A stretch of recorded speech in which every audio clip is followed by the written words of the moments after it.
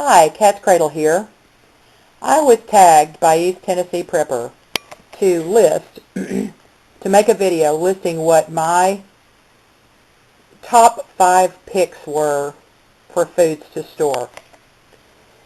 And that was more than a week ago, and I have been real reluctant to make this video because it's very hard to narrow down just the first 5 foods I would choose to store, because there's so many different foods and food types that make up my food storage that I would surely hate to be limited to just 5. But I have mulled that over, and I've given it a lot of thought, making sure that my choices were good ones, and if it were something you chose to follow, that you'd be blessed by choosing these 5 as well. And I'm going to start working 5 to 1. So here we go. My 5th choice would be oats or oatmeal, because there's so many things you can do with it. You can bake with it. You can eat it just as oatmeal. You can make porridge. You can make cakes and cookies and pies with oatmeal. You can grind it up and make oat flour. It's a great food to have. It's also very high in fiber. It's heart healthy. I like oatmeal. Number 4. Actually, I've got these in, yeah, that's right. I've got it in the right order. Number 4 would be rice.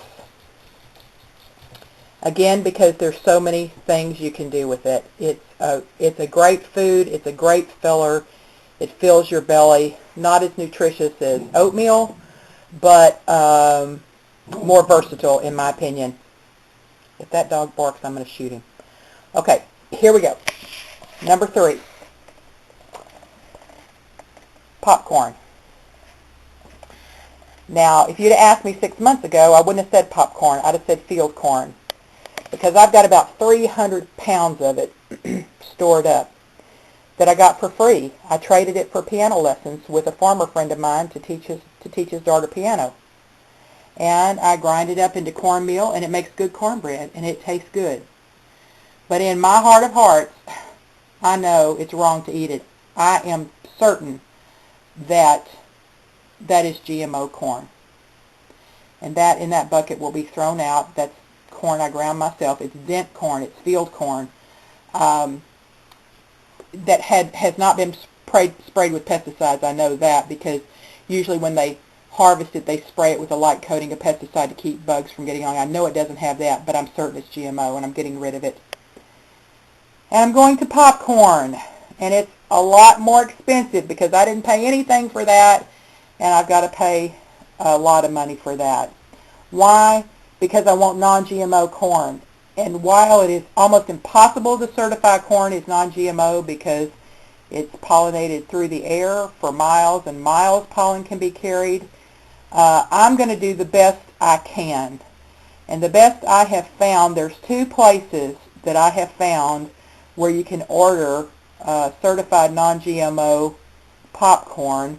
And one of them is, I'll post the link below, PleasantValleyGrain.com.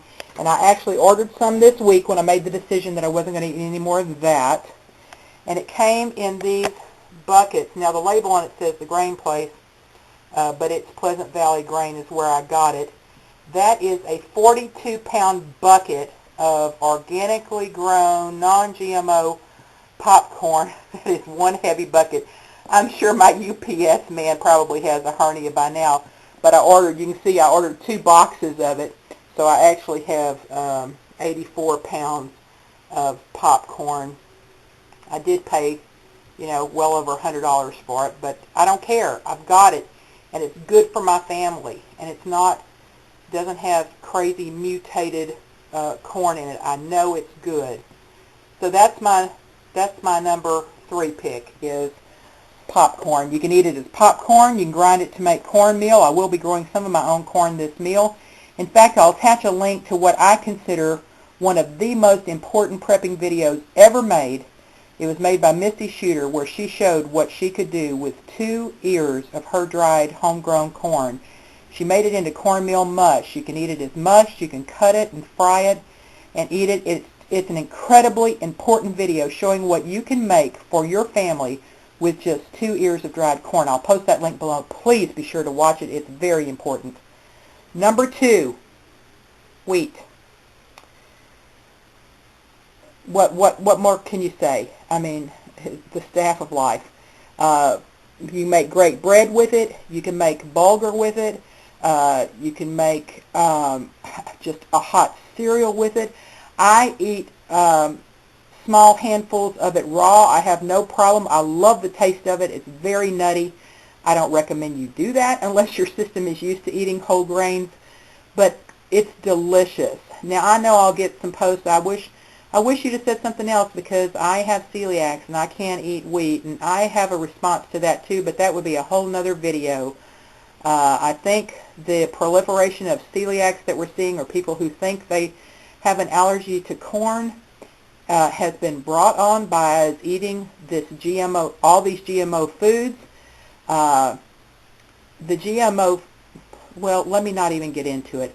If you want to know about it, I'll make a video. I think celiacs in large part can be turned around, that you can once again be able to eat wheat without having problem digesting it, but we'll talk about that at some other time. Wheat, can't say enough about it, love it.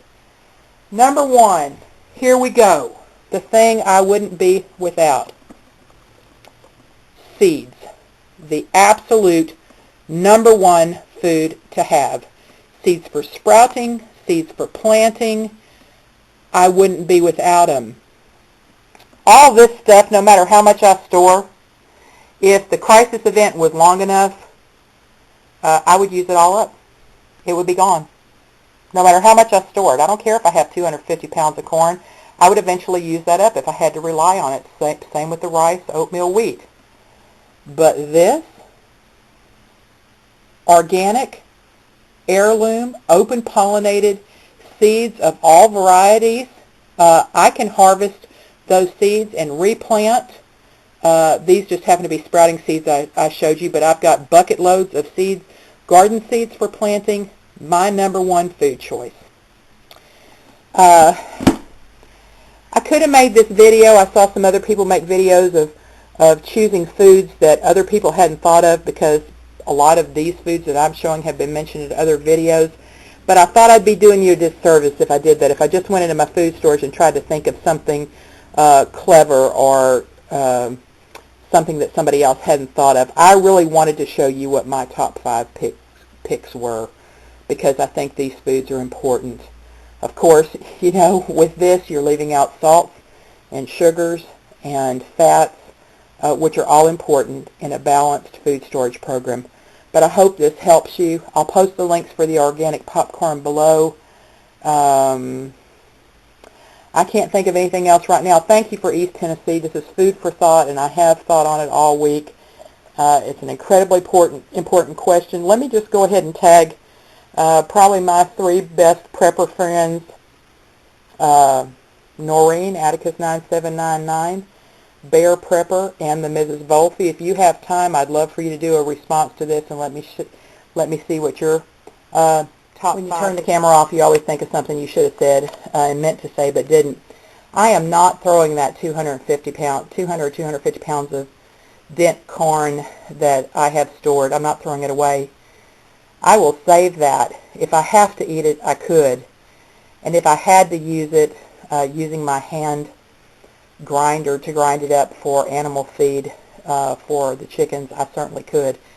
So I'm not going to get rid of that. It will just be used only in case of an emergency. Just didn't want you to think I was really tossing it out. I just don't intend to eat it unless it's absolutely a last resort. So that's all now. Cat's Cradle.